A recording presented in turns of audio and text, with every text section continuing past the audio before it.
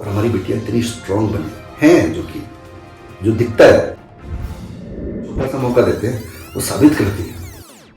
मैं ये पूछ रहा था ये सशस्त्र बेटी सुंदर समाज में इस विषय पर क्या मतलब आपका प्रक्रिया है, आप क्या कहना चाहते हैं? अच्छा, आप इसकी बात कर रहे हैं, हाँ, एसबीएस संकल्प हाँ। की बात कर रहे हैं। एक्चुअली हमने ना इसको मंत्र की तरह है, अगर आप इसको ध्यान से समझोगे तो ये हमने किसी भी बेटी बेटा क्षेत्र के बच्चे हैं, कोई भी बच्चा है, कोशिश रहती है कि उसकी सोच कुछ इस तरह की हो जहां पर उसके अंदर एक स्वाभिमान का भाव उत्पन्न हो, और वो स्वाभिमान जो है वो कहीं से मतलब दूषित स्वाभिमान ना हो। तो यहां हम कहते हैं कि जो एसबीएसएस का संकल्प है वो ये है कि मैं शिक्षित हूं, नैतिक, जागरूक और सशक्त हूं। मेरा आचरण ही मेरी पहचान है और मेरा व्यक्तित्व मेरा स्वाभिमान है। शिक्षा में हमें ज्ञानवान होना, हमारे को नॉलेज अच्छे से, हम पढ़े लिखे हो, शिक्षित हो। तो फॉर्मल एजुकेशन अगर नहीं भी है, होनी चाहिए वैसे तो, अगर 1% नहीं भी है, बट शिक्षित होना जरूरी है। नंबर 2, नैतिकता। नैतिकता, सदाचार, अगर हम उसको सरल भाषा में, शब्दों में बोलें तो हमें झूठ नहीं बोलना है, हमें चोरी नहीं करनी है, हमें किसी का मन नहीं दुखाना है, हमें ऐसे कार्य करने हैं जो अच्छे कार्य हैं, है ना। हमारा हृदय अपने आप बता देता है कि अच्छा काम है, ये बुरा काम है। या हमारे जो बड़े होते हैं, बुजुर्ग जो हमें हमेशा नैतिक मार्ग बताते हैं कि बेटा ये काम मत करना, ये बुरा काम है, ये अच्छा काम है। तो जो बुरा काम नहीं होता, जो अच्छा काम होता है, वो नैतिकता। तीसरी बात होगी जागरूक। जागरूक का मतलब है कि मुझे पता है कि आज समाज में क्या हो रहा है, मुझे पता है कि मेरी गली मोहल्ले में क्या हो रहा है, मुझे पता है कि देश में प्रधानमंत्री क्या कर रहे हैं, मुझे मालूम है कि राम मंदिर बन रहा है, मुझे मालूम है। तो अवेयरनेस कि इस दुनिया में क्या घट रहा है ना, डे टू डे की जो न्यूज है, समाचार हैं, उन सबको मैं जानता हूं, क्योंकि वो भी ज्ञान है। अगर आपको पता ही नहीं है कि ये वाला रोड टूट गया है या ये वाला रोड बन गया है, तो आप जाओगे तो उससे दिक्कत होगी। आपको पता ही नहीं है कि बदलाव आ गए हैं, तो आप समझ लो। तो ये छोटी छोटी चीजें, मैं जागरूक हूं और मैं सशक्त हूं। सशक्त माने हम यहां पे बात फिजिकल की बात नहीं करें, हम शरीर की बात नहीं करें, हम बात करें मन से कमजोर होना। सशक्त आदमी कहां से होता है? यहां से होता है। डर नहीं लगता मुझे, क्योंकि मैं शिक्षित हूं, नैतिक हूं, जागरूक हूं, तो मैं डरपोक नहीं हो सकती, सशक्त हूं।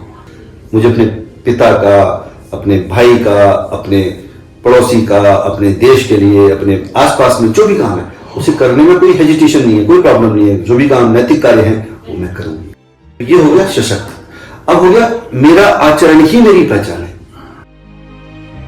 या मैं किस तरह से लोगों के प्रति आचरण करता हूं, वही पहचान।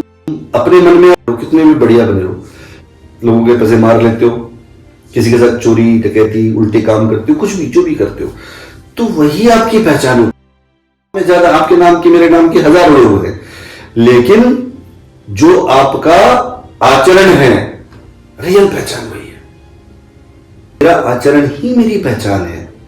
और सबसे सुंदर और सबसे बढ़िया बात कि मेरा व्यक्तित्व, कि मैं शिक्षित हूं, नैतिक हूं, जागरूक और सशक्त हूं, वो व्यक्तित्व मेरा स्वाभिमान है, मेरा प्राइड है। मुझे इस बात पे स्वाभिमान है, गर्व है कि मैं शिक्षित हूं, मैं नैतिक हूं, मैं जागरूक हूं, मैं सशक्त हूं। मैं गरीब का, कमजोर का हाथ पकड़ के उठाने लायक हूं, किसी भूखे को रोटी खिलाने लायक हूं, सशक्त हूं, किसी बीमार को इलाज दिलाने के लायक हूं, सशक्त हूं। तो सशक्त का मतलब यहां पर यह है, हम यही बीज अपने समाज के प्रत्येक परिवार में, एक एक घर घर में पहुंचाने की कोशिश कर रहे हैं। तो सशक्त बेटी सुंदर समाज का संकल्प प्रत्येक बच्चे के मन में एक ऐसा बीज डालना जिससे सचमुच में हमारा क्षेत्र, हमारा समाज सुंदर हूँ। अच्छा, ये आपके मन में कब आई और क्यों आई कि ऐसा होना चाहिए सशस्त्र बेटी सुंदर समाज? मैं आपसे कहता हूँ, चलो मेरे को छोड़िए, आपसे कहता हूँ, आप एक बार अपने आप को एक लड़की की तरह महसूस कीजिए। भूल जाइए कि आप लड़का हैं। आपका कोई उसमें योगदान नहीं है, मेरा कोई योगदान नहीं है। भगवान ने हमें लड़का पैदा किया उस क्षेत्र में। अब ये सोच के देखिए एक बार कि आप लड़की पैदा होते हमारे टाइम पे, फिर आप सोचिए कि जब आप छोटे थे, मैं छोटा था और मैं लड़की होता, तो क्या हम वैसे घूम सकते थे, खेल सकते थे? नहीं। हमारे लिए पढ़ने पे, हमारे लिए हर चीज पे बंदिशें थी। उसके बाद लड़की की शादी हो जाती है 15-16 साल की उम्र पे हो जाती थी। अब थोड़ा सा अच्छा हो गया है, थोड़े समय में परिवार में ना एक अलग तरह का माहौल होता है। लड़की पराए घर जाना है, आपके साथ ये शुरू से होता, पराए घर जाना है। आपको ये बार बार याद दिलाया जाता कि आपको पराए घर जाना है। आप उस घर के साथ जुड़ ही नहीं पाओगे भाई। उसके बाद अगर परिवार कमजोर है तो परिवार पे एक अलग तरह का मानसिक दबाव रहता है लड़की की इज्जत, सुरक्षा को लेकर के, और वो सुरक्षा का भाव परिवार को और ज्यादा परेशान कर देता है। और वो सारा के सारा डायरेक्टली इनडायरेक्टली वो बोझ किसके ऊपर आता है? मानसिक रूप से देखिए तो उस लड़की के ऊपर आता है। अब उसकी शादी हो जाती है। आप सोच के देखिए, जब आपकी आयु 15-16 साल की थी, तब आपको घूंघट निकाल के किसी के घर जाना है। सौभाग्यशाली हुए, ससुराल पक्ष है वो अच्छा मिल जाए।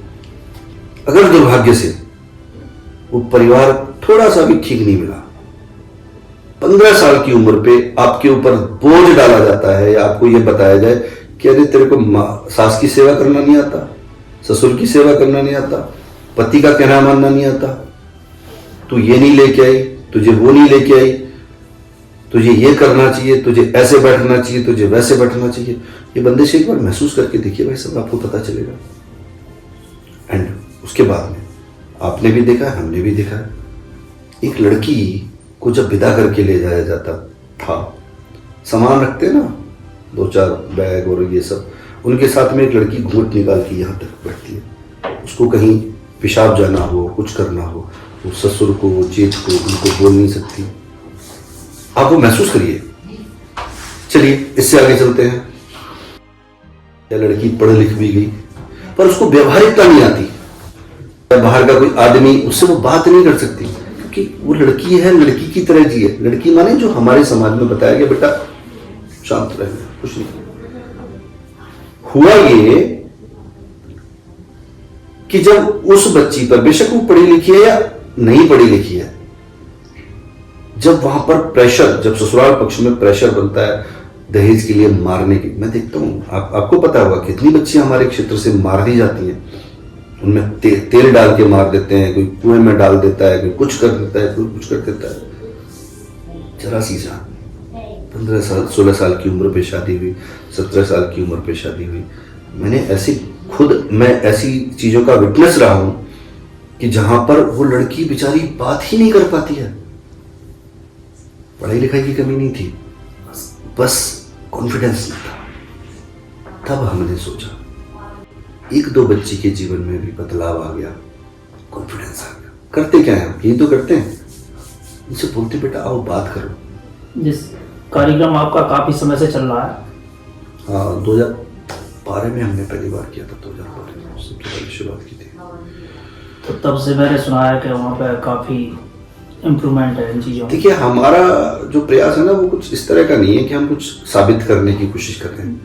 हमारा प्रयास ना कुछ ऐसा है कि हम, जैसे परिवार के लिए आप काम करते हो, बेटी को पढ़ाते हो, बेटे को पढ़ाते हो, मम्मी के लिए कुछ लाते हो, पापा के लिए कुछ लाते हो, तो आपकी कोशिश ये रहती है कि उनको अच्छा लगेगा।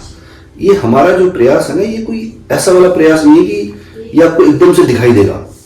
ये आपके जीवन में देखने में धीरे धीरे, जैसे बुराई पता नहीं चलती ना कब आपके जीवन में आ जाती है। एक आदमी शराब पीता है, देखते हो धीरे धीरे धीरे 10 लोग गांव में शराब पीने लग जाते हैं, है ना। तो अच्छाई और बुराई में, दोनों में एक चीज होती है कि जब आप कुछ अच्छा करते हो ना, तो वो धीरे धीरे धीरे धीरे धीरे संक्रमण की तरह, है ना, खुशबू और बदबू की तरह वो फैलती है। तो जब एक बच्ची में कॉन्फिडेंस आएगा, दूसरी में आएगा, तीसरी में आ रहा है।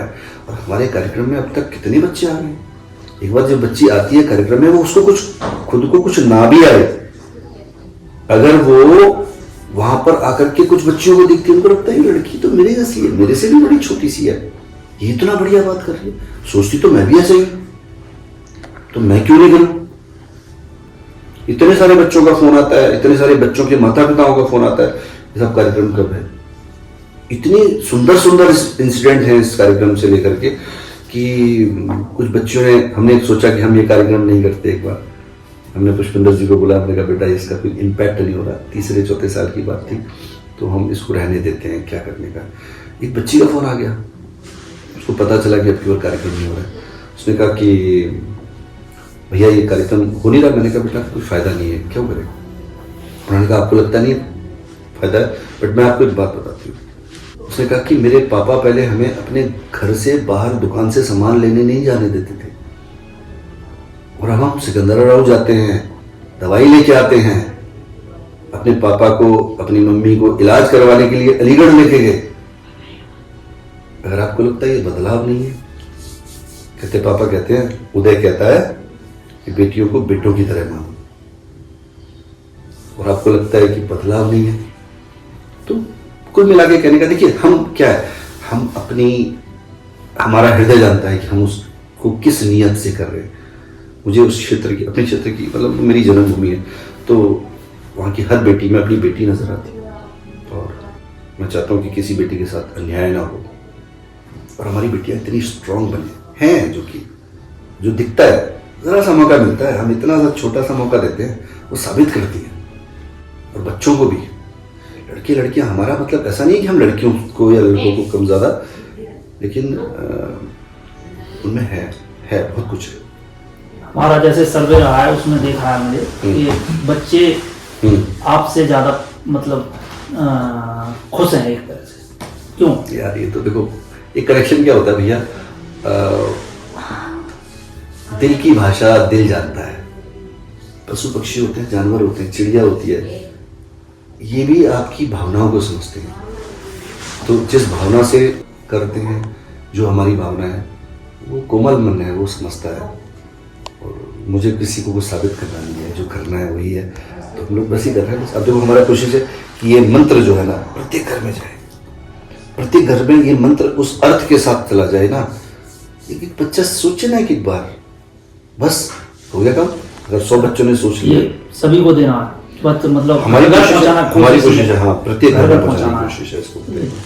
बहुत ही सराहनीय काम है ये तो, चलो बहुत ही अच्छा। नहीं, आपका भी साधुवाद है, आप हमारा सब साथ दे रहे हो। हमारे सब लोग, जितने लोग हैं हमारी टीम के, इतने बढ़िया लोग हैं, सब मिलके काम कर रहे हैं, कोशिश कर रहे हैं। कैलेंडर बांटना आसान काम है, सब लोग इतना एरिया में, पूरे एरिया में सबको बांटेंगे।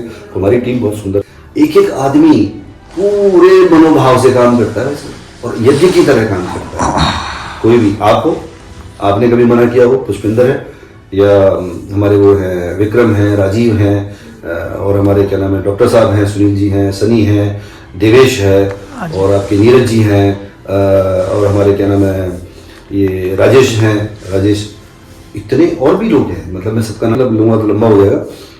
इतने सारे लोग हैं, वो सब बड़े मनोयोग से काम करते हैं। क्या नाम हमारे द्विवेदी साहब हैं, हमारे टीचर, बड़े सुंदर भैया, इतने मनोयोग से वो लोग काम करते हैं। हाँ, शायद मेरी उनसे कभी कभी बात, मतलब मैं समझता हूँ साल बात नहीं होती, वो इस संकल्प के साथ जुड़े हुए हैं, उनको ये अच्छा लगता है। तो ये नीटू भाई हमारे भाव है, टीचिंग लाइन में कौशिक जी हमारे, और ये पत्रकार बंधु हमारे, सब लोग इतना मनोयोग से काम करते हैं, सब एक दूसरे को मिलजुल के।